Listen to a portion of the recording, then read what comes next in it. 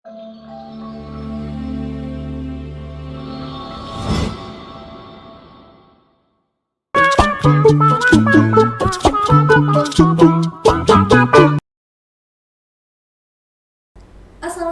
warahmatullahi wabarakatuh. Kembali lagi di Orkes, obrolan seputar kesehatan, tentunya di Pokariko, podcast Rumah Sakit Siti Khadijah bersama saya Farida. Pada hari ini, tepatnya pada hari Selasa 8 Maret 2022 yang bertepatan dengan Hari International Women's Day atau diperingati sebagai Hari Wanita Sedunia. Hari ini kita akan membahas seputar informasi kesehatan yang berkaitan dengan wanita. Tentunya Farida di sini tidak sendiri ya, sahabat sehat. Farida sudah mengundang narasumber yang sangat luar biasa, Dr. Ami Yuliati, spesialis OB/GYN. Mari kita sapa Dr. Ami Yuliati. Assalamualaikum, Dokter. Waalaikumsalam, Mbak. Terima kasih sudah mengundang kita ke sini. Pokarika. Gimana Dokter Ami, sahabat sehat, disapa dulu? Oh ya, sebelumnya kami ucapkan terima kasih sudah menghadirkan dokter kandungan di Hari Wanita Internasional ya. Karena pasti satu-satunya dokter spesialis yang pasiennya perempuan semua adalah dokter kandungan. Saya tidak punya pasien laki-laki, jadi pasiennya semuanya adalah wanita, dan kami merasa itu adalah suatu privilege atau suatu hak yang sangat istimewa, karena memang menjadi wanita atau menjadi pria dengan peran masing-masing adalah suatu anugerah yang sama-sama istimewanya, Mbak. Oke, luar biasa. Sehat ya Dokter Ami? Oh, alhamdulillah, Mbak. Alhamdulillah. Iya, ini walaupun di tengah badai Omikron naik turun ini ya. Dokter Ami ini kesibukannya luar biasa ya, Dok ya. Kayaknya sok sibuk aja. Oke.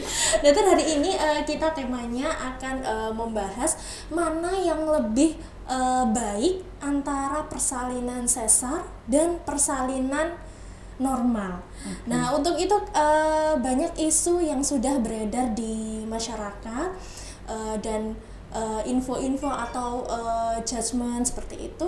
Nah, mitos juga. Iya, betul. Nah, ada juga yang menyampaikan nih, Dok, katanya kalau misalkan kita sebagai wanita persalinannya sesar katanya belum jadi ibu. Nah, itu menurut Dokter Ami gimana nih? Ya, terima kasih ya. Pertanyaannya sangat menarik dan sangat intriguing ya, bahasanya seperti itu, apalagi di Hari Wanita Internasional ini. Kalau kita menilik lagi kepada definisi WHO tentang apa itu wanita dan apa itu ibu, maka di sana dicantumkan bahwa memang seorang ibu adalah seseorang yang pernah melahirkan anak ya, dan di sana tidak pernah dimention, nggak pernah disebut proses melahirkannya bagaimana. Okay. Tadi yang disinggung kata kuncinya adalah normal atau sesar. Betul. Kedua-duanya adalah suatu metode persalinan. Okay. Nah, ketika kita bicara metode persalinan, pasti ada tujuan utama atau goal, atau kita bilang luaran outcome yang ingin kita capai. Kita harus kembali lagi bahwa tujuan utama seorang wanita diamanahi dan dianugerahi kemampuan untuk bisa hamil dan melahirkan, tujuan utamanya adalah agar sehat ibu dan bayi.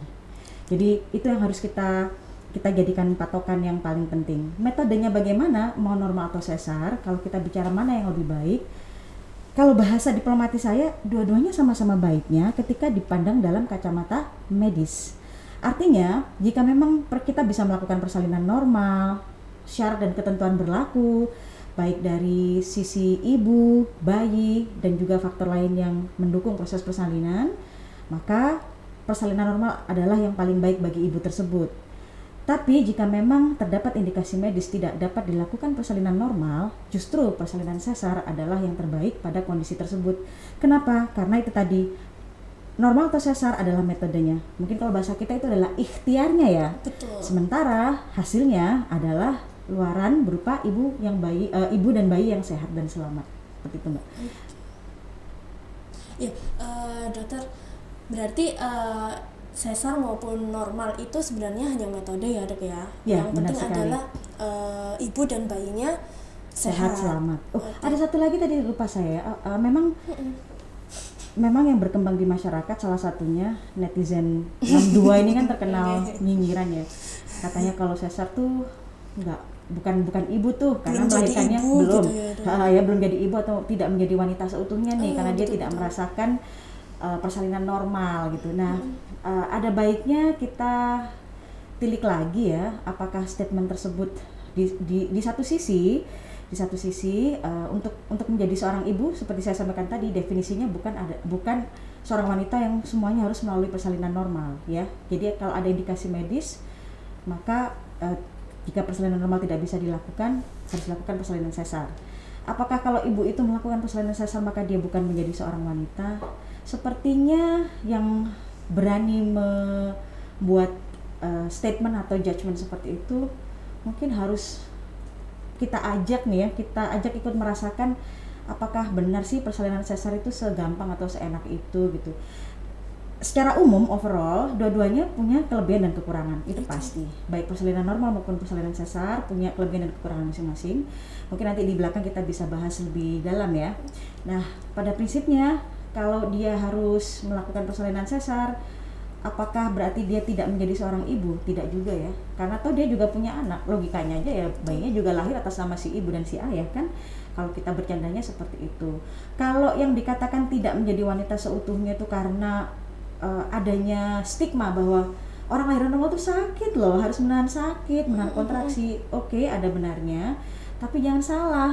Sesar, walaupun sekarang sudah berkembang ilmu kedokteran di bidang kebidanan dan kandungan, ada metode ERAX, Enhanced Recovery After Cesarean Surgery, di mana salah satu tujuan utamanya supaya pemulihannya cepat, meminimalisir nyeri. Menurut saya, sebagai orang yang sering menghadapi pasien di lapangan, prosesnya tidak segampang itu.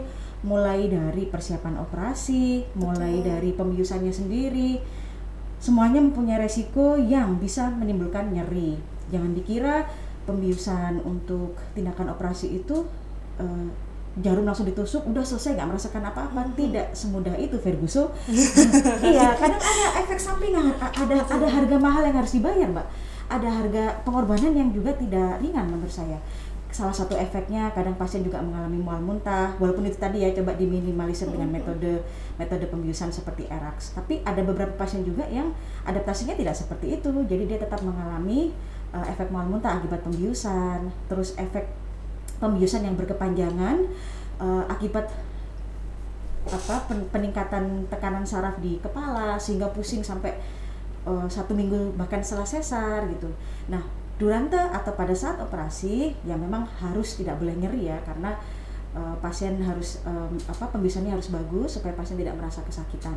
Mungkin di situ yang membuat netizen nyinyir tadi ya, karena menganggap bahwa kan nggak sakit tuh, hanya kerasa perutnya goyang-goyang. Bagi ibu-ibu yang sudah pernah merasakan sesar pasti bisa tahu banget nih, I feel you dok, apa yang dirasain kayak gitu. Nah setelahnya itu juga, setelah sesar pembiusannya habis, sekali lagi walaupun dunia medis berkembang pesat, pengalaman di lapangan nih ya, ketika kita menggunakan berbagai metode untuk sesarnya nih untuk menyelamatkan ibu dan bayi nih. Nah yang lain-lain itu untuk memberikan kenyamanan. Jadi kita ini selain berusaha supaya safety tetap terjaga, ibu bayi sehat selamat, yang berikutnya adalah menjaga kenyamanan pasien. Kalau untuk sesar mungkin kita terapkan metode ERAX tadi. Nah pada beberapa pasien adaptasinya juga nggak sama, karena ambang nyeri pasien juga sangat-sangat berbeda. Ada pasien dengan metode ERAX yang satu responnya sangat bagus, ada juga yang belum sebagus itu. Sehingga pasca operasi pun masih pasien bisa mengalami tingkat nyeri yang mengganggu mobilitas, mengganggu aktivitas dan perannya sebagai ibu. Nah, kalau untuk kelahiran normal, memang salah satu tantangan terbesar lahiran normal itu adalah nyeri pada saat proses persalinan. Kita bilangnya in labor atau in partu. Buka 2-3 itu sudah luar biasa, semakin banyak pembukaannya, kontraksinya semakin kuat, nyerinya semakin hebat. Mungkin yang pernah merasakan lahiran normal itu ibaratnya kayak nggak kuat, kayak udah mau menyerah aja. Nah, padahal ketika proses persalinannya bisa berlangsung dengan bagus, lancar dan aman, akan tetap terjadi persalinan normal sehingga tujuan akhirnya tadi tetap lahir ibu yang sehat dan selamat. Nah, kelebihannya kalau kita lahiran normal, salah satunya adalah pasca lahiran tuh ibarat kayak gini bercandanya kita ya. Pokoknya begitu kepala lahir udah deh rasanya tuh dunia begitu indah gitu ya. Sebelumnya terasa kayak di neraka gitu. Nah, jadi begitu kepala lahir udah selesai gitu. Itu memberikan suatu suatu filosofi perjuangan bahwa memang kadang kita menjadi seorang ibu itu ya butuh perjuangan ya. Lahiran normal punya perjuangannya masing-masing, lahiran sesar juga punya perjuangan masing-masing seperti yang kita sampaikan.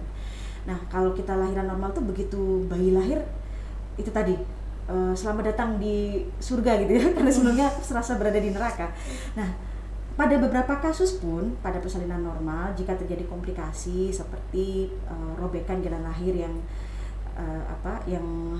derajatnya berat, itu juga bisa menimbulkan komplikasi berkepanjangan di belakang hari, sehingga bisa sedikit banyak mengganggu peran ibu untuk menjalankan aktivitas sehari-hari. Jadi pada prinsipnya itu, mau lahiran normal, mau sesar, itu butuh perjuangan, butuh pengorbanan, dan ada harga mahal yang harus dibayar di situ ya. Harga mahal itu bukan biaya ya, bukan hanya sekedar biaya, bukan itu, tapi bagaimana ibu itu mengorbankan dirinya untuk melahirkan kehidupan baru. Itu sangat luar biasa. Makanya proses persalinan itu sangat amat harusnya bisa mengajarkan siapapun yang mengalaminya, entah pasiennya, entah dokternya, bahwa memang layak wanita diberi Hari Wanita Internasional ya. Betul. Sementara begitu, Mbak. Iya, dokter, berarti untuk persalinan baik normal maupun sesar itu sama-sama sakit ya dok ya, artinya ada perjuangan di dalamnya itu. Nah, tapi ada yang bilang nih dok, kalau misalkan persalinan dengan sesar itu sembuhnya lebih lama dari normal. Iya, persalinan normal. Ada apa benarnya. itu? Okay. Ada benarnya. Kita bicara logis saja ya. Jadi sama-sama sakitnya tadi, Mbak. Nah, kalau kita bicara sakit atau pain itu adalah perspektif. Perspektif itu artinya ada unsur subjektivitas. Ya. Mungkin pernah dengar ya, ada pasien itu loh nggak pernah. Ini kebetulan karyawan saya sendiri di sini. Datang-datang tuh nggak ada muka kesakitan, tapi sudah pembukaan lengkap. Bayangkan, padahal itu bekas sesar loh, Mbak. Datang-datang kenapa keluar air, muka itu tidak ada sama sekali muka kesakitan seperti orang kontraksi gitu ya. Terus kok tiba-tiba pingin mengedan, ketika kita periksa ternyata pembukaannya sudah lengkap.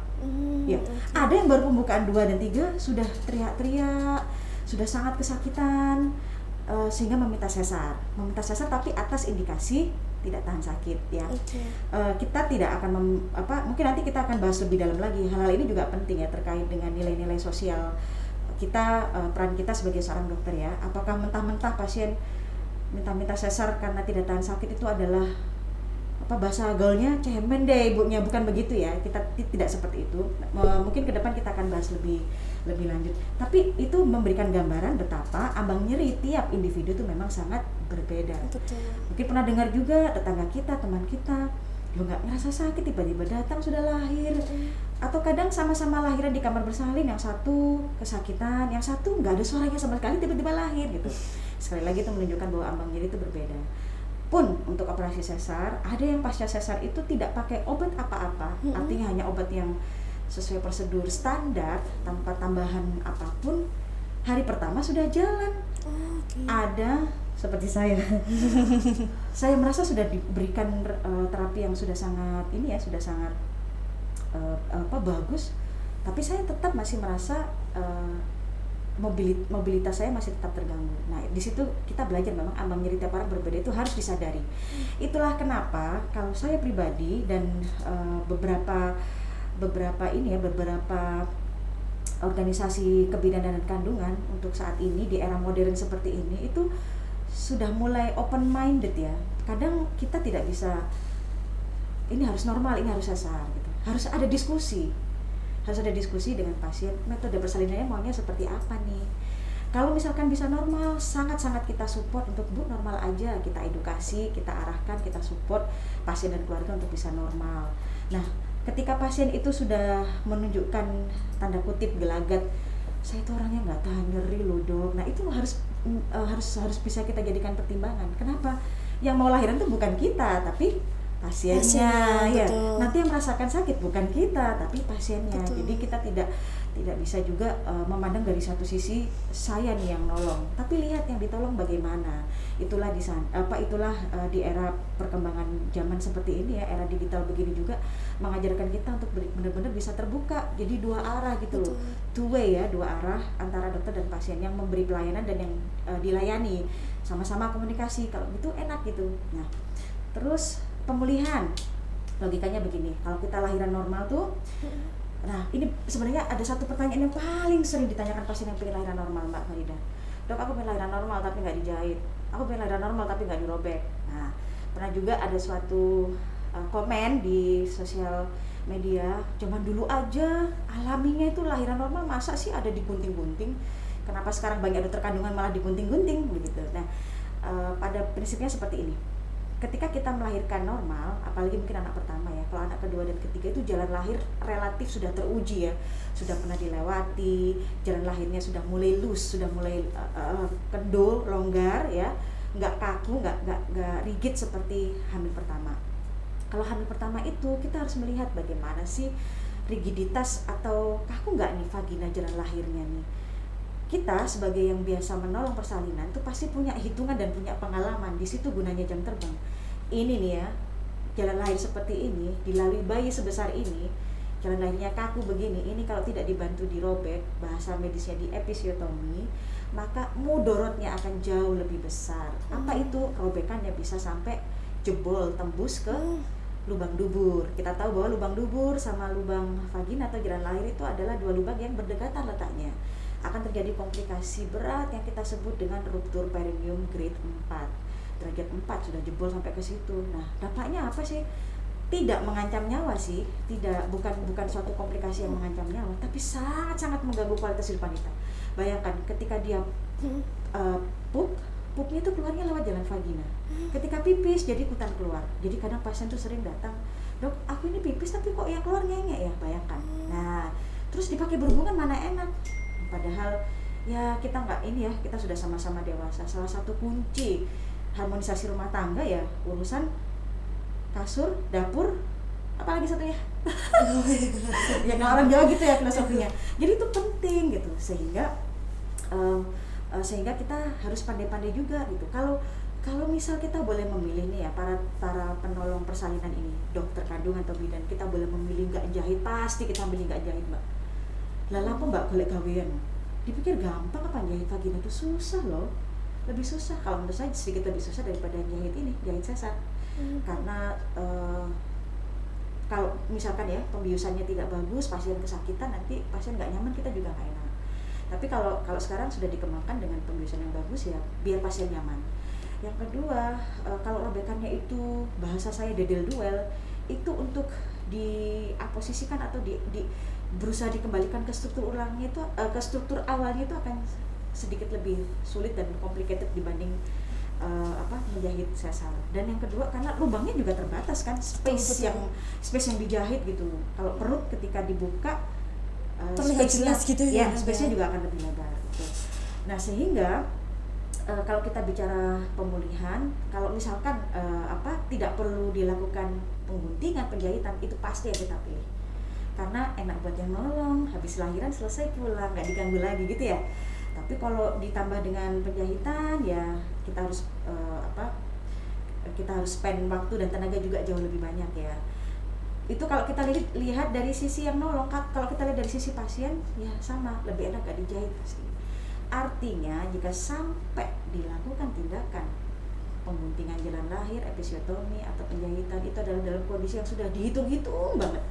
Ini daripada nanti nggak di episiotomi nanti tambah robek sampai ke dubur nih, dan itu sering terjadi. Jadi nggak sumbut banget ya ketika kita berusaha untuk mempertahankan jalan lahir untuk intak, tidak perlu dijahit, tidak perlu digunting ketika nanti terjadi komplikasi atau mudarat yang lebih besar tadi. Nah, jika sampai perlu dilakukan pengguntingan, perobekan jalan lahir dan penjahitan, kalau untuk vagina, penyembuhannya karena dia berisi jaringan mukosa lebih cepat. Rata-rata pasien yang mengalami robekan jalan lahir pasca melahirkan normal 1 minggu bagus, 2 minggu bagus.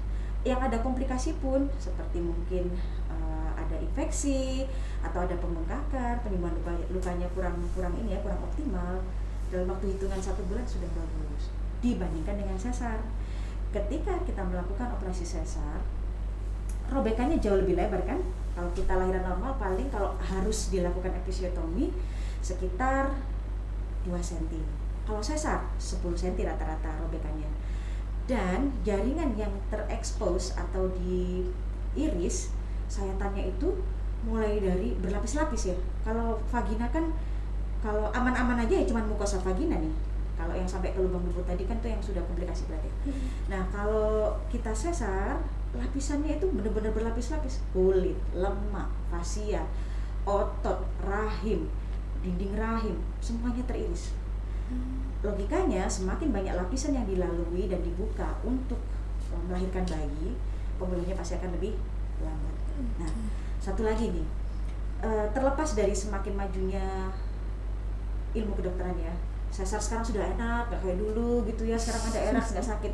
Sebenarnya mohon maaf nih, tujuan untuk eraks itu bukan untuk semakin meningkatkan angka seksius sesaria. Tapi jika memang harus sesar tuh biar pasien nyaman gitu loh. Jadi untuk tingkat kenyamanan, comfort ya. Safety-nya tergantung indikasi medis tadi. Jika bisa normal, why not? Kenapa tidak normal? Kita jelaskan dulu segala manfaat kelebihannya dan kita lihat dari sisi pasien bagaimana. Tapi jika memang tidak bisa, harus sesar supaya pasien nggak takut. Hari gini, barusan aja kemarin tuh ya, ada pasien tuh ketubannya sudah hijau, detak jantungnya udah jelek banget. Sudah kita jelaskan resiko bayi meninggal, kekeh banget nggak mau sesar. Enggak, saya mau normal. Masih ada. Nah, karena tiap orang berbeda kan? Betul. Backgroundnya juga berbeda. Entah mungkin beliau sudah punya pengalaman apa, mendengar dari netizen dan sebagainya juga ya. Nah, akhirnya kita harus edukasi dengan baik, kita pelan-pelan, akhirnya mau sesar. Dan yang mengedukasi itu hampir semua level, mulai dari dokternya masih mental, bidannya masih mental, dokter jaga IGD-nya. Alhamdulillah, dan memang worth it, memang sumbut, memang harus sesar karena ketubannya sudah jelek, detak jantung bayinya sudah menurun. Jika tidak dilakukan, maka bayinya akan meninggal. Nah, karena disupport oleh metode pembiusan yang advance tadi, salah satunya eraks ya, pasien juga nyaman, dia nggak kesakitan gitu. Nah, setelah itu, tapi itu tadi tujuannya bukan untuk semakin meningkatkan angka seksius sesaria sebenarnya, tapi lebih pada jika harus sesar supaya pasien itu nggak merasa takut dan merasa nyaman. Lah sebenarnya untuk persalinan normal ada juga Mbak. Jadi sekali lagi perkembangan dunia kedokteran itu sangat pesat ya. Yang kita pikirkan bukan hanya safety tapi juga kenyamanan. Lahiran normal itu sendiri jika pasien tidak nyaman dengan nyerinya kontraksi, ada namanya ILA.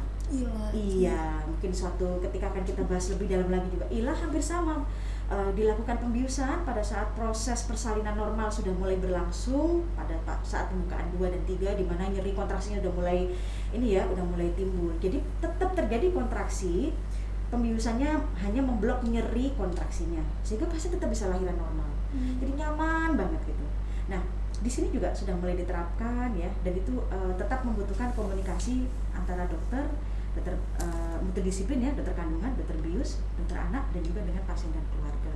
Jadi sebenarnya kalau kita hanya sekedar mengatakan normal atau sesar mana yang lebih baik, nggak pantas disebut jadi ibu kalau nggak lahiran normal, ya mohon maaf, berarti yang komen seperti itu guyonannya Mbak, dolannya kurang ado. Oke. Karena nggak paham, ada ini ada itu, punyanya banyak loh, begitu Mbak. Nah, Dok, banyak kekhawatiran juga perempuan di luaran sana kalau sesar itu katanya tidak bisa langsung menyusui, Dok. Apa itu betul, Dok? Ya, ada benar ada tidaknya. Kalau salah satu poin penting supaya ASI kita tetap keluar itu yang pertama adalah kondisi ibu dan bayi, ibu terutama ya, ibunya mengalami stresor atau tidak. Dan harus diakui dengan persalinan sesar, stresornya akan lebih tinggi karena itu tadi penyembuhan lukanya sedikit lebih lama. Oh iya, mohon maaf, saya sambung lagi ya. Jadi kalau lahiran normal, kalau sampai dilakukan penjahitan pada jalan lahir itu rata-rata 1 sampai 2 minggu. 1 minggu aja udah bagus, kadang butuh 2 minggu. Kalau sementara sesar benar-benar well recover, benar-benar sembuh, itu dikatakan kalau dari textbook sekitar 3 sampai 6 bulan. Jadi memang lebih lama dan logis karena alasan-alasan tadi ya. Jahitannya lebih lebar, lapisannya juga lebih dalam. Nah, sehingga karena faktor namanya juga nyeri itu adalah suatu stresor pada siapapun ya, termasuk pada ibu hamil. Kaitannya ini nyeri metode persalinan dan dihubungkan dengan produksi ASI. Disitulah kalau misalkan ibunya masih kesakitan, itu menurut saya pasti berpengaruh sekali terhadap produksi ASI ya.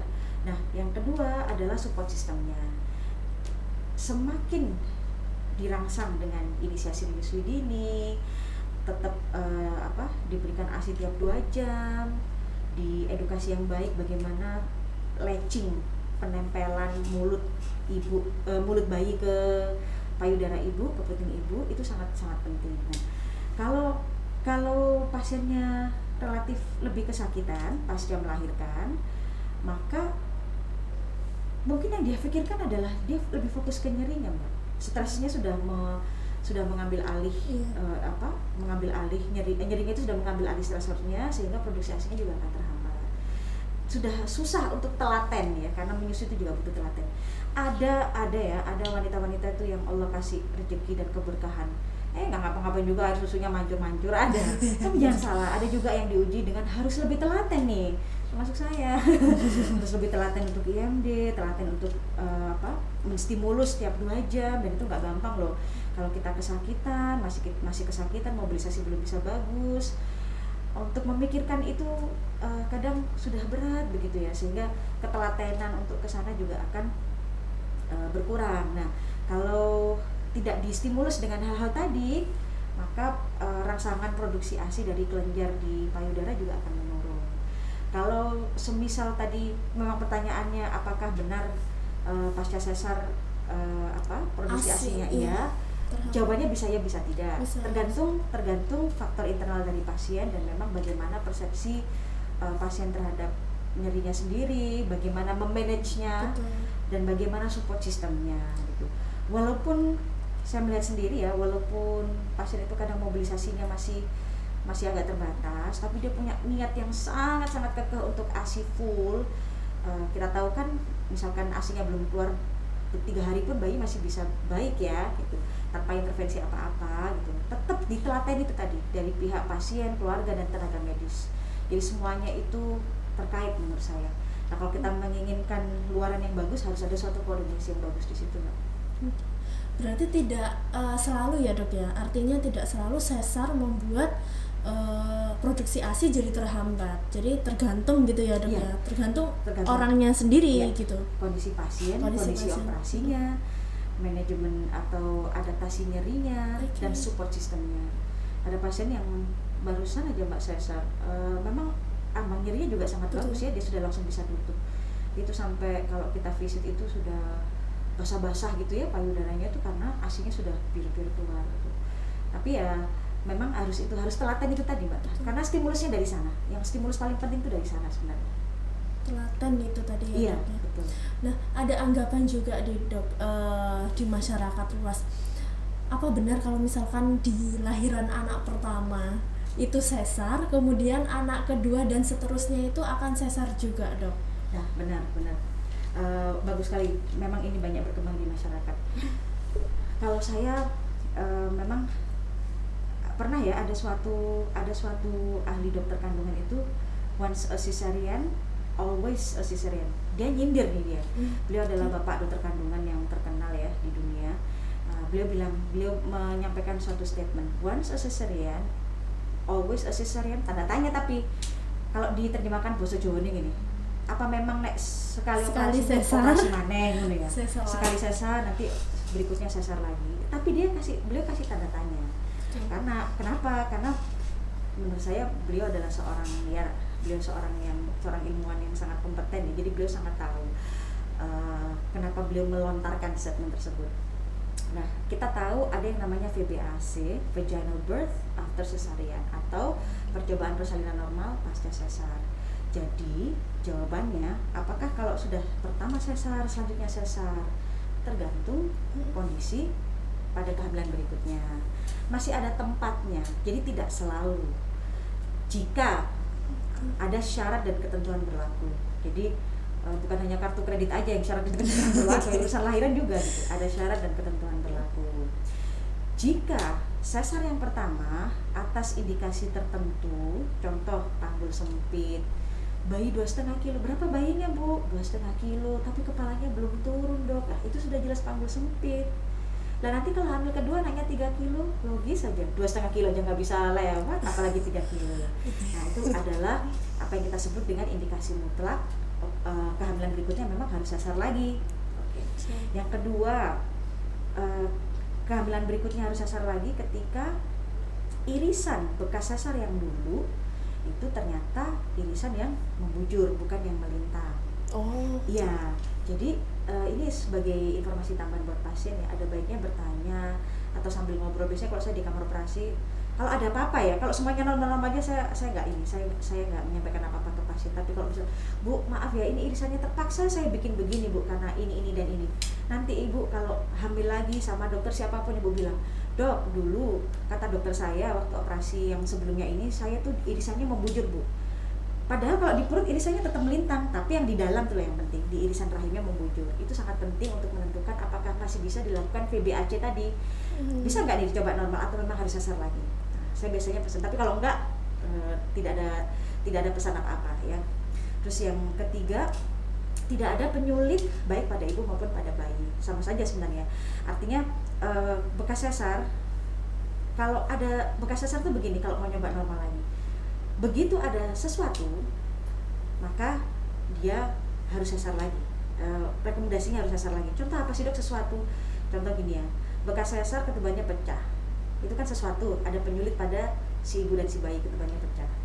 Kalau bukan bekas sesar, emang apa bedanya Dok kalau ketubannya pecah, bukan bekas sesar sama bekas sesar? Kalau bukan bekas sesar, ketika kita pingin dan bisa memenuhi syarat aman untuk persalinan normal, masih bisa dilakukan namanya induksi persalinan.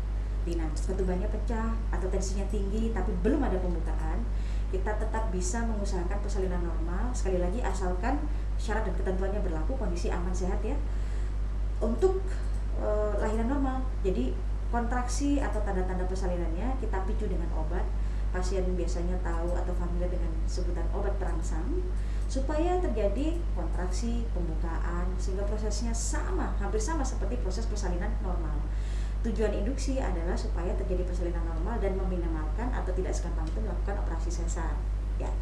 Tapi jika bekas sesar ada penyulit saja, satu ketuban pecah contohnya, tensinya tinggi, ya sudah, dia tidak dianjurkan untuk dilakukan induksi persalinan atau pemberian obat pendorong atau obat perangsang. Jadi begitu bahasa medis kita, kalau bekas sesar dengan sesuatu sesar, bekas sesar dengan sesuatu sesar, begitu. Nah, kalau kita pingin VBAC, ada salah satu lagi syarat yang mungkin lebih perlu detail di evaluasi ya. Bagaimana ketebalan bekas insisi, bekas irisan sesarnya?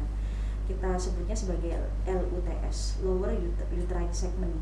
Jadi irisan yang dulu kadang ada yang masih tebal, ada yang masih bagus. Dikatakan relatif aman untuk mencoba persalinan normal pasca sesar ketika lebih dari 3 atau 5 mili. Nah, untuk hal-hal seperti ini memang harus dikonsultasikan lebih dalam kepada dokter kandungan masing-masing. Tapi pada prinsipnya, once a cesarean is not always, nggak selalu harus sesar lagi. Masih bisa kita coba persalinan normal, namanya VBAC, Vaginal Birth After Cesarean. Ini diskusikan sama dokternya, nanti akan mendapatkan lebih banyak pemeriksaan yang lebih detail. Oke. Dok, sekali lagi Dok, kalau misalkan satu lagi, ini kalau misalkan sesar nih Dok ya, sekali kita sesar itu berarti ada batasan memiliki anak. Jadi misalkan kita sudah pernah sesar, artinya ya udahlah anaknya maksimal 3 gitu. Iya. Nah, itu benar atau enggak Dok? Iya, ini pertanyaan bagus. Ini kenapa ya saya pribadi kalau zaman dulu orang mungkin ingin punya banyak anak, mungkin zaman sekarang berbeda ya. Okay. Agak-agak sedikit berbeda. Itulah kenapa jadi kalau zaman masih ada sih yang zaman sekarang pengen punya anak banyak. Kalau saya selalu tanya ke pasien saya juga, Bu, pengen punya anak berapa? Apalagi kalau hamil pertama. Kalau hamil pertama itu menentukan dia sesar tuh itu tadi, Mbak. Ini kan kansnya 50-50 ya, antara sesar nyoba normal tuh 50-50 keberhasilannya. Itu pun dengan catatan tidak ada faktor risiko gitu yang ya, membuat tidak bisa dicoba normal tadi loh ya, 50-50. Tapi kenyataan di lapangan tidak semudah itu juga gitu, karena kadang untuk persalinan sesar mencoba normal, lah persalinan normal aja juga nyeri loh, apalagi persalinan sesar coba normal ya.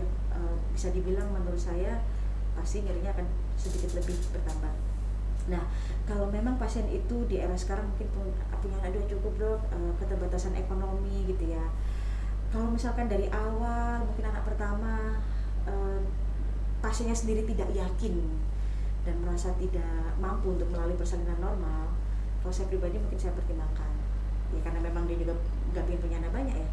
Tapi kalau pengen punya anak banyak, nah itu harus, kalau saya pribadi akan saya edukasi untuk kalau bisa normal aja gitu, karena itu tadi Mbak, untuk sesar ada keterbatasan. Sebenarnya kalau secara rekomendasi tidak pernah ada keluar kata-kata dari WHO, CDC atau American College of Obstetrics and Gynecology, ibaratnya institusi dokter kandungan se-Amerika atau se-Inggris, Royal College Obstetrics itu, bahwa cuma 3 kali gitu, tidak ada guideline seperti itu, tidak ada. Yang ada adalah itu tadi LUTS, lower uterine segment thickness, tebal dinding rahimnya loh seberapa. Kalau tebalnya lebih dari 3 atau 5 mili itu untuk hamil atau hamil berikutnya itu masih relatif aman bekas jahitannya. Tapi kalau sudah kurang dari itu, resiko terjadinya ruptur, robeknya jalan lahir ketika robeknya irisan bekas sesarnya itu karena saking tipisnya. Jadi logikanya itu kayak balon gitu ya. Ada mata ikannya tuh, ada bagian balon yang tipis. Kalau balonnya masih kecil, nggak kentara tuh, nggak kerasa juga. Tapi begitu balonnya tambah melar, maka mata ikannya akan semakin tipis. Kalau dipaksa dipompa terus, resiko dia bisa robek, meletus. Seperti itu. Sehingga yang menjadi patokan itu adalah tebal tipisnya tadi. Ada pasien yang baru 1 kali sesar, Mbak. Ternyata LUTS-nya sudah tipis banget gitu. Dan pada saat kita operasi emang sudah untuk itu sudah mengancam mau robek. Nah, kalau yang seperti itu strongly suggest, bener-bener Bu, ini Bu ya, jangan hamil lagi, ini nggak bisa, rahimnya ini loh nggak bisa. Nah, karena memang ujiannya beliau di situ gitu ya, jadi kita harus sampaikan untuk menjaga keberlangsungan hidup ibunya ini ke depan gitu. Ketika beliau hamil lagi, kita sudah tahu pasti resikonya sangat jelek. Ada pasien tuh yang sudah sesar 3 kali masih tebal, ada, jadi LUTS-nya masih lebih dari setengah senti. Nah, kalau yang seperti ini, ibu kalau mau hamil lagi monggo gitu. Jadi bukan masalah berapa banyaknya, tapi rata-rata memang bakal sudah banyakkan tipis di titik. Iya, yang pertama itu. Yang kedua, ini nih satu lagi yang kita masalahkan kalau bekas sesar itu ya, saya lupa menyebutkan. Jadi tadi di awal, kita throwback dulu di awal nih, balik dulu. Flashback, throwback. Nah, tadi kan masing-masing punya kelebihan nih, normal bagaimana, sesar bagaimana. Ini sekarang yang salah satu yang menjadi momok tingginya angka persalinan sesar. Semakin meningkat angka persalinan sesar, resiko terjadinya plasenta akreta itu akan lebih tinggi. Plasenta akreta itu apa dok? Plasenta akreta itu adalah plasenta atau ari-ari yang lengketnya di bekas jahitan sesar. Jadi dia nemplek implantasinya di bekas sesarnya. Karena di situ ada scar atau jaringan bekas luka, apalagi kalau 1 kali 2 kali, dia sampai masuk ke dalam, bisa sampai tembus sampai ke buli loh. Ke buli itu tempatnya pipis dan itu komplikasinya luar biasa. Di Surabaya, di center Surabaya, Sidoarjo, kita masih fight. Ada tim khususnya sih yang mereka sudah berpengalaman ya, tapi itu pun masih berjuang luar biasa gitu. Sekali operasi sampai butuh darah 8 liter karena saking masifnya pendarahan yang ditimbulkan. Itu adalah salah satu resiko yang mengancam dengan semakin tingginya dan semakin seringnya kita melakukan operasi sesar. Nah,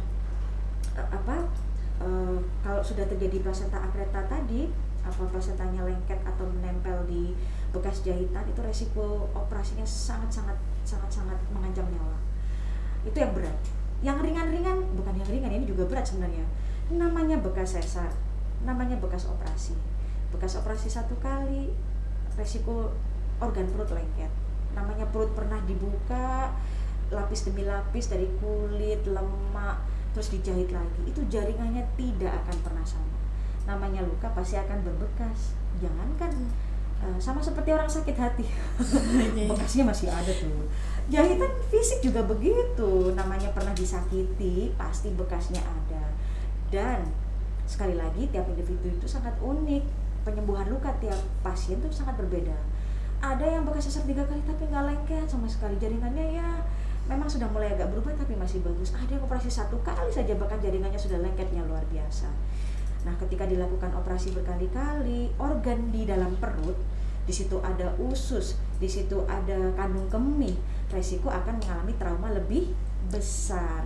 Ketika traumanya mengenai organ lain, kena usus, kena kandung kemih, komplikasinya yang ditimbulkan juga akan jauh lebih besar. Inilah yang membuat persalinan normal itu saat dedel-dedel duelnya jalan lahir, dedelnya cuma di satu organ itu, jalan lahir ya. Kalau komplikasinya parah ya ke lubang dubur. Tapi ya organ vagina itu aja. Beda loh kalau kita operasi sesar. Organ lain yang terlibat jika terjadi komplikasi atau masalah karena perlengketan, traumanya jauh lebih banyak. Kalau kena usus gimana dok? Ya ususnya bisa bolong. Kalau ususnya bolong pasien akan mengalami lubang akan mengalami gangguan saluran cerna. Kalau kena pipis bisa robek juga. Jadi semakin banyak paparan organ yang beresiko untuk istilahnya ikut-ikutan kena, ya akan semakin besar dampaknya. Ini menjadi salah satu sudut pandang kenapa persalinan normal itu lebih bagus. Tapi di sisi lain, persalinan normal itu juga sangat berpengaruh terhadap organ panggul. Seperti kita sampaikan tadi ya, begitu bayi itu anak pertama apalagi masuk panggul lahir itu sudah bahasanya nih sudah jebol tuh rongga panggulnya, sudah loose, yang semula kenceng banget akhirnya jadi longgar. Nah, semakin sering dia melahirkan normal, maka peranakannya resiko turun. Orang bilang peranakan turun atau prolaps uteri bahasanya. Jadi kandungannya melorot. Kenapa dok kayak gitu? Memang faktor lahiran anak normal dan banyak itu menjadi salah satu faktor etiologi atau penyebab yang paling sering. Karena dia sering lahiran normal, rongga panggulnya, otot panggulnya kendul. Akhirnya pada usia tua, ketika memang kolagen kita juga sudah menurun ya, wong kulit aja keriput, nah organ-organ di reproduksi kita, organ panggul kita juga ikutan tanda kutip mengalami degenerasi atau pengeriputan begitu ya, akhirnya melorot. Iya, kalau orang awam bilang pernah akan turun. Jadi sekali lagi memang semuanya selalu mempunyai manfaat, kelebihan dan kekurangan masing-masing. Tapi semuanya membutuhkan pengorbanan. Betul. Selalu ada harga mahal yang harus dibayar. Itulah kenapa ya, kalau boleh sebagai take home message ya, wanita kalau diamanahi dan dianugerahi ya dipercaya Allah untuk hamil dan melahirkan tuh suatu ladang amal, ladang bahagia yang luar biasa loh. Betul. Nah, makanya hamil melahirkan tuh nggak mudah. Pahalanya besar kan? Kita pasti tahu. Kita sebagai seorang muslim tahu banget bahwa katanya kan pahalanya udah hampir setara dengan orang syahid kan. Nah, itulah kenapa semuanya berat. Mau normal ya berat, mau sesar ya berat. Hamilnya pun ya berat. Yang lagi program hamil tuh loh, yang belum bisa diberi keturunan masih terhambat, itu pun ya berat. Semuanya butuh sabar. Makanya sakit semua gitu. Nah, kalau guyonannya Ustadz tuh gini kan, makanya berat bu kalau hamil dan melahirkan ibu. Kalau misalkan karena janjinya pahalanya sebesar itu, kalau ringan mungkin ibu nggak dapat pahala masuk surga, tapi dapatnya kipas angin doang gitu. Bener. Gitu.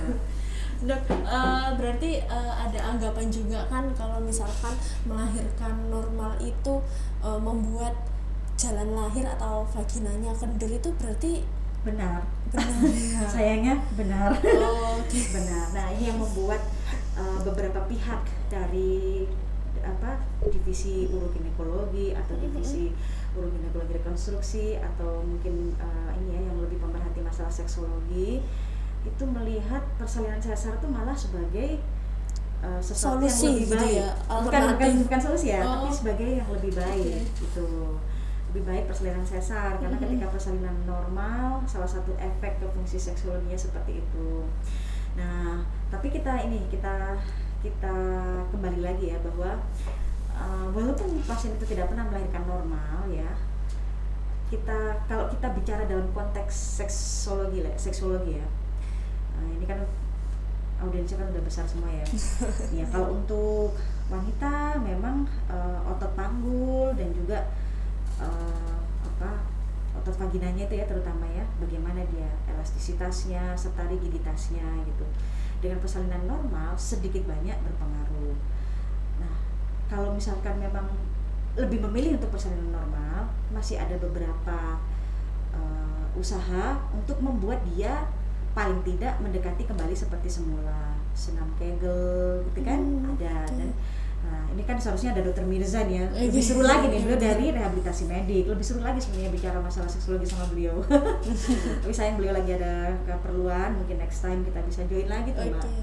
Nah, kalau misalkan dan kalau bicara masalah seksologi itu bukan hanya sekedar urusan organnya loh Mbak, bagaimana psikis dan kondisi psikis kedua belah pihak, baik suami maupun istri. Ya walaupun jalan lahirnya nggak pernah dilalui, tapi secara psikis tidak pernah tidak pernah comfort, nggak pernah nyaman gitu, ya sama aja nggak akan nyaman juga, baik pada pria maupun pada wanita. Jadi memang ada benarnya sudut pandang seperti itu, tapi bukan segala-galanya. Gitu. Kemudian Dok, ini pertanyaan terakhir sebelum kita tutup ya Dok ya. Nggak kerasa udah lama ini.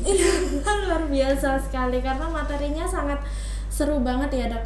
Nah ini ada isu yang berkembang di masyarakat Dok. Apa benar kalau misalkan anak yang dilahirkan secara persalinan dengan sesar itu lebih mudah rentan sakit gitu Dok? Artinya gampang kena asma atau sakit ini sakit itu. Nah itu betul atau bukan Dok? Kalau itu mitos kalau menurut saya ya, karena sebenarnya nih kalau terkait urusan bayi loh ya, terkait urusan bayi, bayinya itu sehat selamat, menurut saya sesar itu malah berpotensi besar untuk melahirkan bayi benar-benar sehat tanpa komplikasi. Loh kenapa Dok? Begini, lahiran normal itu kan butuh proses Mbak. Betul. Anak pertama aja dari pembukaan fase laten ya, pembukaan 2-3 dikatakan bisa 8-12 jam, tuh lama loh kontraksi. Ada sih yang lancar-lancar 2 jam 3 jam lahir, tapi ada juga yang harus lebih lama daripada itu. Ibunya aja stres tuh kan, bayinya juga lah. Nah itulah kenapa kadang pada beberapa kasus persalinan normal, ketubannya yang awalnya bagus, pas lahir jadinya keruh, tapi bayi masih bagus, masih nangis bagus gitu. Semuanya membutuhkan ketelitian, tindakan dan pemeriksaan medis yang cermat ya. Ketika pembukaannya sudah banyak, pembukaan sudah lengkap, pas baru kadang kan ada ya ketubannya baru pecah, loh ketubannya hijau, tapi pembukaannya udah lengkap nih, ibunya gedarnya udah lahir, maka kecepatan si bayi itu lahir dengan persalinan normal lebih cepat daripada sesar. Sesar kan ini butuh waktu nih, nggak bisa dong langsung digerer, langsung dibelek tanpa dibius, kan nggak mungkin tuh. Untuk persiapan aja rata-rata 30-1 jam. Nah ketika kita menilai bahwa ini lebih cepat lahir normal walaupun sudah ada perburukan pada si ibu, kita akan tetap melanjutkan proses persalinan normalnya. Nah pada kondisi seperti itu, ketika disesar lebih lama, ya tidak menjamin juga bahwa ketika dia disesar dia akan lebih baik, kecuali jika ibunya sudah dipimpin mengejan untuk anak pertama kan 2 jam, bayinya belum lahir, detak jantungnya sudah turun, tidak ada pilihan lain harus sesar. Nah dengan sesar itu diharapkan bisa menolong kondisi bayi supaya bagus ya, supaya bayinya sehat selamat. Nah kalau itu tadi ya, jadi kalau persalinan normal itu butuh waktu lebih lama, stresornya memang sedikit banyak lebih besar baik pada ibu maupun pada bayi.